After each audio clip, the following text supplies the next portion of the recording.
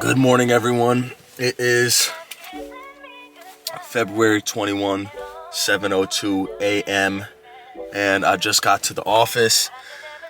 I'm here early today because last night I went to bed at around 9 p.m. and then I woke up at 4:30 a.m. and my freaking cat was meowing and she brought me like a little mouse in my room, so I was like, oh crap. I started like tweaking a little bit, and so I brought the mouse outside so that it could survive. And then after that, I literally couldn't fall asleep because my mind starts racing. Jumped out of bed, got on my clothes, my sweatpants and everything, put on my headphones and took my dog out for our morning run. We do a mile every single morning. And then after that, I started my other part of the routine, which I took a shower, brushed my teeth, and then I went to the coffee shop, grabbed a bagel, grabbed my coffee, my iced coffee, started doing some Zins, nicotine. Well, actually I haven't done any Zins yet, but I will very shortly. And now I'm at the office and I'm gonna go in there and start working. We got a really busy day today. A couple small things that we gotta do in the office as far as Depop, but then around 10 a.m. we're gonna have a phone call with the developer and the designer for the UI of our Thrift app. And before that, I think I'm gonna go to the bins as well just to go buy some clothes. And then we also have a wholesale order of around 150 pounds coming today. So it's gonna be a very busy day, and it's absolutely freezing out here. Look at, so cold. It's like 10 degrees out here, but this is the office. I actually love this building. It's kind of creepy though, especially look at that car. It's like one of those undercover cop cars. Yeah, we are gonna go in the office right now. We're gonna start working, and I'm just gonna bring you guys around for the day and start documenting the journey, because I always, whenever I achieve some type of success, I always go back and look back and I'm like, damn, I wish I would have recorded it. I wish I would have recorded the process, even though when you're in the process, it doesn't really feel the best to record it. But you know what, I'm gonna get over myself and create this new habit, create this new routine. So with that being said, let's get into it. It is 7:03 a.m. and we're gonna start working. My local Goodwill outlet right here. Got people in line, but it's freezing out there. I'm not getting in line because I'm gonna grab all the stuff they're not grabbing anyways. And they're about to let people in, but I'm not gonna run in there. To me, that is weird. Like, I'm not getting in the bins and running there, okay? It's not that serious, all right? I'm here to grab some items, go back, list them, make some money, and then I will go back to the office and do what I need to do. But it's just not that serious. People take this shit way too seriously, which is why I'm building the #1 thrifting app in the world. And that's what I've been working on for the last couple years. So I'm gonna go in the bins right now in about 5 minutes. It opens in exactly 5 minutes. It's currently 7:55 a.m. And then I'll show you guys what I got at the end, how many pieces I got, how much I spent, and how much we think we could make. And I'm probably just gonna do this every day because honestly, I spend an hour here in the morning. I probably get 30, 40 pieces. I go right to my office, I list those, and within 1 month of doing that consistently for 30 days, I'll have listed around 900 to 1,000 items, which at $10 average, which is pretty damn close to my average, is around $10,000 in revenue just from spending 2 hours a day maximum going in here and putting in minimal effort. And in my opinion, that's better than just going and working a normal job. So, as well as working on drop shipping and the app, I have a call with the developer at 10 a.m., which is in 2 hours. So I need to be out of here for sure within an hour and a half. I'm gonna get in there right now. I'm gonna throw on my Beats, my headphones, put on that new Drake and Party Next Door. Let's go make some money and let's get to it. Bah! All right, we just got out the bins, spent exactly an hour in there, got one full cart. It's looking good. Got some decent stuff. Gotta bag it up right now.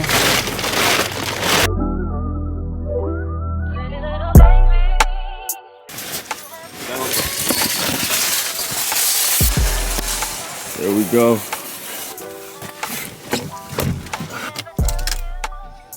We spent exactly 1 hour and 20 minutes in the bin. It opened at 8 a.m. and we spent pretty much the exact same as yesterday. Actually, it was like $60. So I think we should have around the same amount of pieces, but also feels like I got a little bit more. So we're gonna head to the office right now. We're gonna start hanging these up on the hangers, and then we will start listing them. But in 40 minutes, I have a phone call with the app developer. I've never talked to him before, never met the dude. And so it's just gonna be an introduction call. We're gonna go over what will be expected of him, what will be expected of me, what will be expected of the designer. It's all three of us are gonna be on a call. After that, we're gonna go over the price for the actual development of the app. I'm not sure what he's gonna tell me, but I think it's gonna be in the ballpark of, I think it should be over 5,000. It's developing a full app, so yes, it's more expensive, but in America, that would be easily like a $20,000 minimum job all the way up to over $100,000 just to develop the app. So I want to get the app launched. For right now, in order to get it launched, I'm really gonna go out on a whim and do it with a foreign developer. Obviously, there's a risk in that. There's a risk in anything. There's a risk in even working with a developer in America, right? Like, you could pay them $50,000 to develop an app and they give it back to you and it's a shitty app. But I trust in the UI that we have from my designer. He's one of the best designers that I know. This dude's freaking amazing. I've been working with him since I was like 16 years old.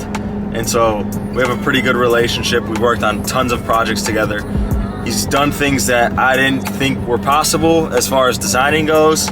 And he does it every time without any complaints or any pushback whatsoever. He always just figures it out. So as long as we have a good UI and an amazing backend or a decent backend and is able to process with thousands and hundreds of thousands and millions of users on the app, then we should be good. And once we get those initial people on the app, we'll be able to fine tune it in the future.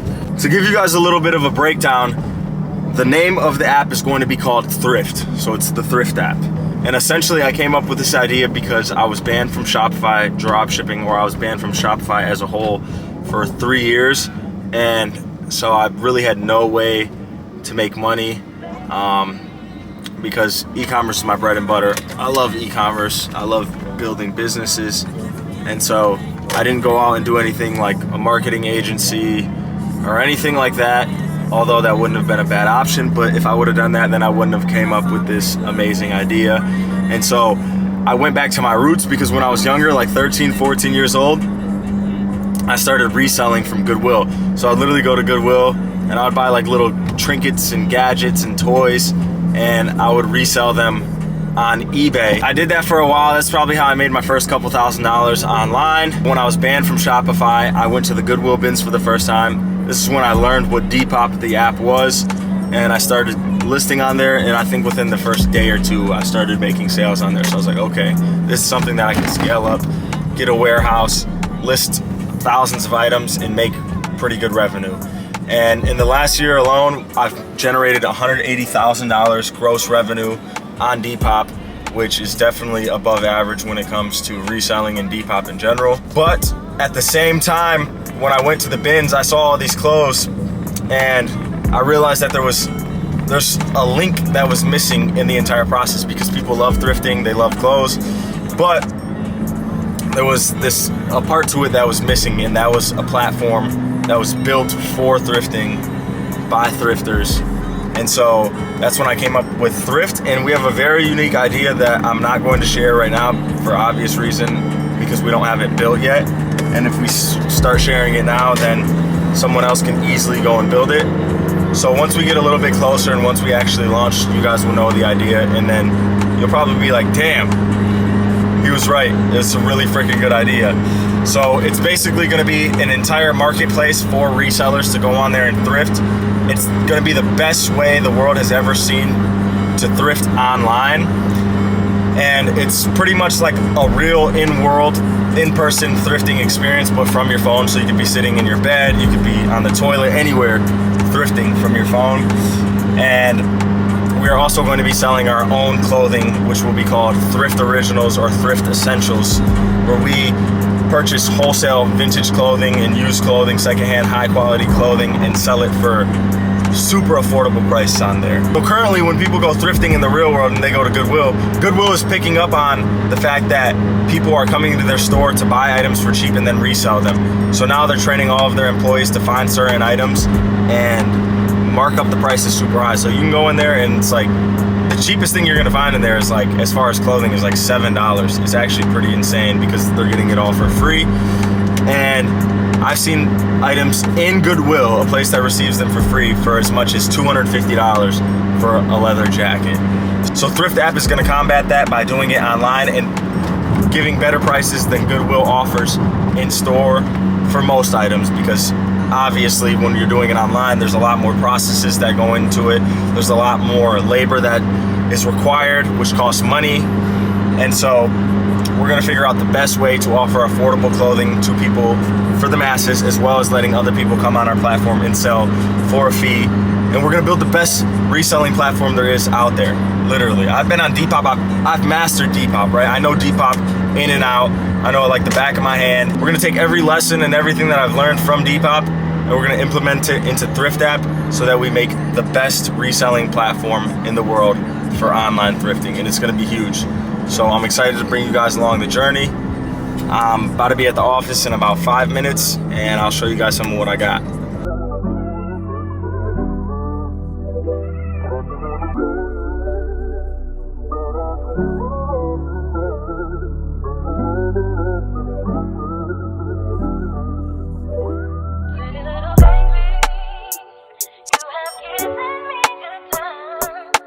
We got our bags right here. I think it was definitely more items than yesterday. Yesterday we only had 29 items and we spent the exact same amount. But I grabbed some shirts today, some lighter weight items. So we're gonna start hanging them up and we'll see how many items we got for $60 and how much revenue we think we're gonna be able to do. All right, 24 minutes before we gotta get on the call with the developer. So I'm gonna start hanging up these clothes right now. That magnetic speaker, it's been a lifesaver. Shout out to my mom. Gotta get some hangers.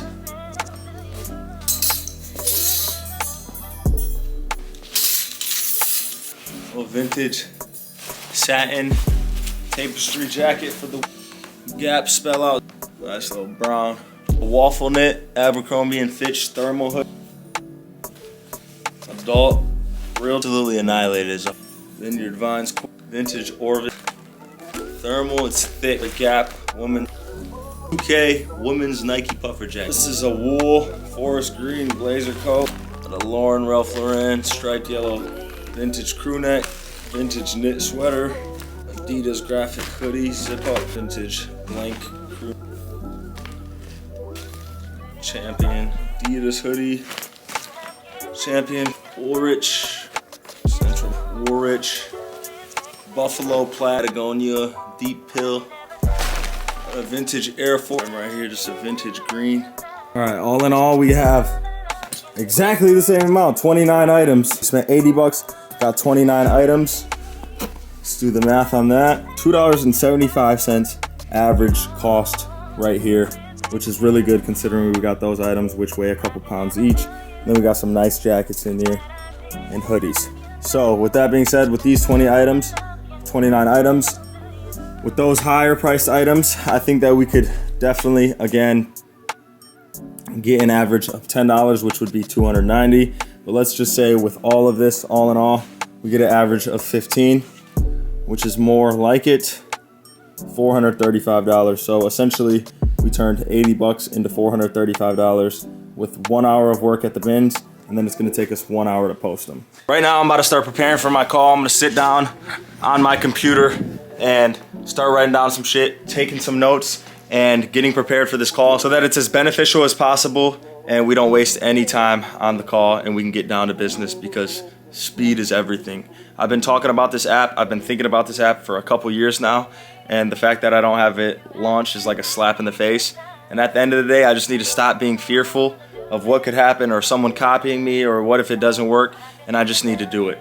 And that's a life lesson for everything. So when you're scared to do something, you should definitely do it. And I know it's just easy to say that, and I could say that a million times and still be afraid to do something and not do it. But I'm trying to build the habits and the routines of just doing it, jumping right in the water. Who freaking cares? Aim and fire. Aim, shoot, fire, whatever. Literally just aim and fire. You could worry about the other bullshit later, and you could pick up the broken pieces later. So stop living in fear. That's really a message to myself. Just do it. Literally, Nike, just do it, okay? So we're gonna get on the computer right now and we're gonna start planning this out, and I'll give you guys a little bit of clips when the call, it starts in 12 minutes. So I'm excited for it. Let's get it. Press what button You can see in the data form, not in the actual UI of the app, but you can see the events that he's pressing the buttons and going to different screens. Okay. What's up, everyone? It is currently 6 o'clock. I just fell asleep for the past like 2 hours. I took a little bit of a break. And damn, look at that sunset. That shit look nice, bro. I can't even see it. That shit looks amazing. Anyways, I just fell asleep for the past 2 hours. I've been up since 4:30 a.m. I've worked. I've done a bunch of work today. I've gone to the gym and then, or actually no, I haven't gone to the gym. I've ran my mile and everything, and right now I'm going to the gym. So I'm about to go to the gym and hit back. I think it's back day, which I'm really looking forward to, even though my back is still cooked from the last couple of days of working out. But I'm headed to the gym, and then I got all of our wholesale packages in the back. It's like 150 pounds of clothing. So after I hit the gym, I'm gonna head to the office. I'm gonna bring all those clothes up. I'm gonna unpack them, sort them, and get them ready for tomorrow so that I could start listing them. And honestly, since I have so much energy right now, since I just took a nap for 2 hours, which I don't normally do. Normally I like to take naps for 20 minutes here and there. When you work your ass off, it's good to re-energize. And so I'm not complaining, I'm not mad at myself. My body needs sleep and recovery. I've been going insane in the gym, so obviously my body needs it. There's the only big building in this city. Just kidding, we got a couple over there too. It's beautiful, we're bumping Bad Bunny and shit. All right, change the plans actually. My gym it's a nice gym, right? But it's overpriced because it's downtown. It's a private club and shit. And it's like $100 a month. But their hours on the weekend suck. They reward people with bad behavior. I fucking hate it. They don't open till like 10 a.m. on Saturday and Sunday, or 11 a.m. and then they close at fucking 4. And on Fridays, they close at 8 p.m. for motherfuckers that want to go to the bar and shit. Fuck that. So now I'm going to the gym before we go to the office, so at least I can show you guys this little tiny city I live in. Alright, no parking on our, this is where we normally park right here. There's nothing here. Is there something right there? Yeah, we're gonna park right in front of that white car. Is it legal? I don't know. But it doesn't really matter. We need to get in the gym. Going in the gym right now. It is back in by day. I did chest, then legs. When really I think I was supposed to be hitting chest, then back, and then legs. But I've done chest, legs, it's been my schedule. And so chest, legs, and then today is back. So we're gonna go in there and absolutely destroy the back. I'll report to you guys after we get out the gym.